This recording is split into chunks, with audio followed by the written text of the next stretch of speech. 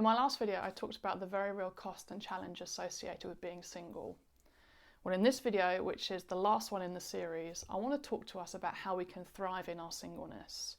How can we make the most of this special gift God has given us for the whole time that we have it? I think one of the ways we can thrive in our singleness is to focus on and be thankful for all the amazing benefits and blessings that come along with being single.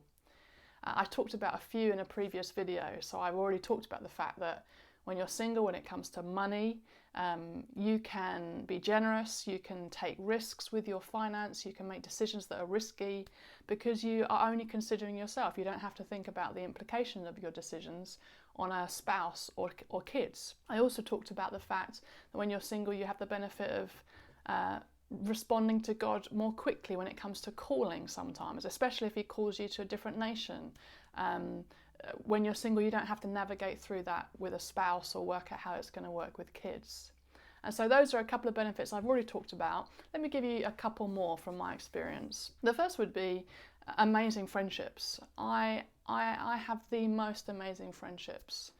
And I think actually when you're single, I wonder if sometimes, I don't think this is always true, but I wonder if sometimes you benefit from deeper friendships and a wider breadth of friendships because you don't have that person that you're in covenant relationship with, that you're doing life with mostly on a day-to-day basis. You have to seek out your friendships outside of that. And so I know for me, my life is so rich because of the amazing friendships I have in my life.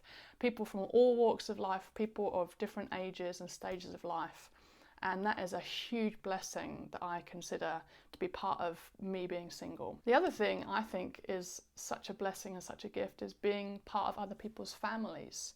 It's one of my favourite things actually about being single, that you get the benefit of being part of family without the cost and sacrifice of the day-to-day grind of family.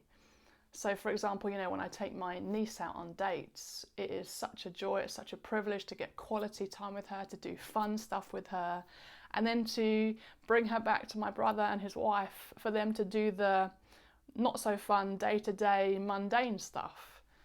Also, there's a family in our church that my housemate and I are very much part of because we're godmums to their two boys, and it's such a privilege to be part of their family.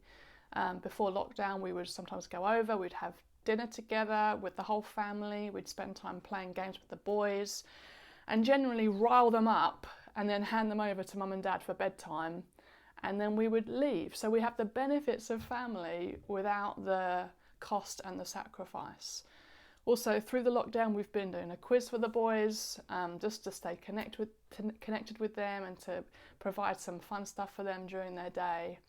And the other thing is that I know that Mike and Ali would also say that me and Ra being part of their family is equally a blessing for them. So it massively blesses us, but it's also a blessing for them. So, we've had times when we've looked after the boys so that Mike and Ali can go on dates or go to meetings and do stuff they need to do. And I know that they would say that having us investing in and loving their boys is a huge gift for them. And so the blessing of family actually works both ways. And I would just really encourage you, if you're single and you're not part of a family, I would say get in a family. Get in a family. If you've got kids, if you're married or you're single with kids, get someone else in your family who is single to help to invest in and love your kids. I know that the blessing goes both ways. So if that's one way of thriving in your singleness, to be mindful of and be thankful for all the blessings and benefits, let me just give you a few other ways to thrive in singleness. Number one, I think we've really got to realise and really believe the truth that singleness is a special gift from God. We've got to listen to what God says, we've got to look at what the Bible teaches and believe that above what society tells us and sometimes even what the church inadvertently communicates. Singleness and marriage are of equal value to God. They're both special gifts from Him. And I think one of the ways we will thrive in our singleness is if we really start to believe that's true. Secondly, I think what's really important is that we are honest with God about the stuff that's hard about being single. I think it's very difficult to thrive in our singleness if when something comes up that feels painful or hard, or if we're grieving about being single because it's not the dream or whatever it is, if we just try and squash that down and move on and just kind of hold on and grit our teeth and just try and push through, we won't thrive in our singleness. We've really got to come to God and be very honest with him about the stuff that's hard, about disappointment in our heart, whenever it comes up. That's been true for me throughout my life. There have been different seasons where I've felt really content in my singleness, and at other times, all of a sudden, the pain will come up and the disappointment will come up, and I will feel grief. And I've got to go to God in those times and be honest with him and talk to him and get all the pain out of my heart, get it all out on the table, and let him comfort me, let him speak truth to me, let him bring me back to the truth of my value in him, that my value, my identity is not defined by my relational status, but it's defined by what he says.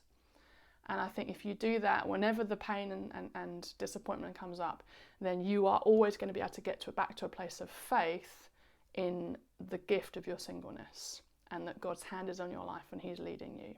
And that will mean you can thrive. And I think lastly, in order to thrive in singleness, we've got to focus our heart and our gaze and our attention and our affection on Jesus. We've got to fix our eyes on him. He's the prize, he's the answer. We've got to live with that perspective, with our eyes firmly fixed on him. In John chapter 17 verse 3, Jesus says this is eternal life, that they know you, the only true God, and Jesus Christ whom you've sent. And what this is saying is that whether you're married or you're single, true life, eternal life, what life is all about is knowing him. It's knowing God, it's knowing the Father, and it's knowing Jesus Christ. Not just as information in our heads, not just as head knowledge, but experientially, knowing them in our heart, experiencing their love, encountering their presence. The truth is that Jesus is the answer. He is the prize. He is the great reward. He is the one that we are living for. He is the one we're laying our lives down for. It's all about him. And I think if we can live our lives with our eyes firmly fixed on him, then we will thrive in our singleness and really enjoy the gift that God has given us. Well, that's it with regard to this series. Thank you so much for joining me. If you've got any other thoughts about other series you'd like me to look at in the future, do mention that in the comments below. But thank you so much for journeying with me over the last 6 weeks, and hopefully see you all again soon.